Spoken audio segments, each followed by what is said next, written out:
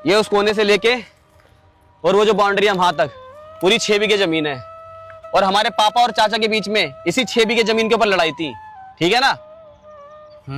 पता है वो तो, लेकिन अब क्या सोचा है आपने? कुछ नहीं भाई, मैंने तो यही सोचा है, ये 6 बीघे जमीन में से 2 बीघे जमीन तो अपने हिस्से में करवा ली मैंने, ठीक है? बाकी 4 बीघे में से 2-2 बीघे जमीन तुम्हारे नाम भी करवा रहा हूँ, ठीक है?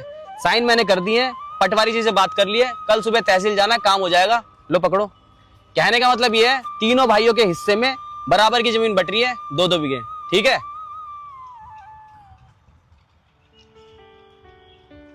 लेकिन भैया इस जमीन के तो 2 हिस्सेदार है ना, ताऊ जी और पापा जी।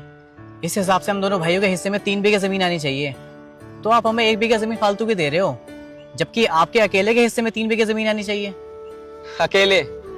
मेरे भाई, इस अकेले शब्द से तो डर लगता है। अरे बचपन में माँ छोड़ के चली गई, तब मैं अकेला हो गया। फिर पापा और चाचा की लड़ाई में तुम दोनों भाइयों से अलग हो गया, फिर मैं अकेला हो गया। और अब पापा मुझे अकेला छोड़ के चले गए, फिर मैं अकेला हो गया। मैं बाकी की जिंदगी अकेला नहीं रहना चाहता मेरे भाई।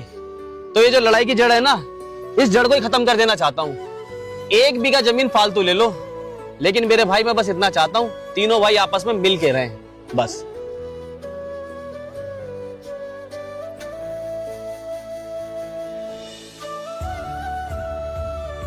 क्योंकि मेरे भाई, ये जमीन को आज तक कोई नहीं खा पाया, लेकिन ये जमीन सबको खा गई।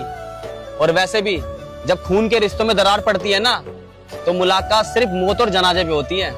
ये तो हमने पापा और चाचा की लड़ाई में देख ही लिया है ना।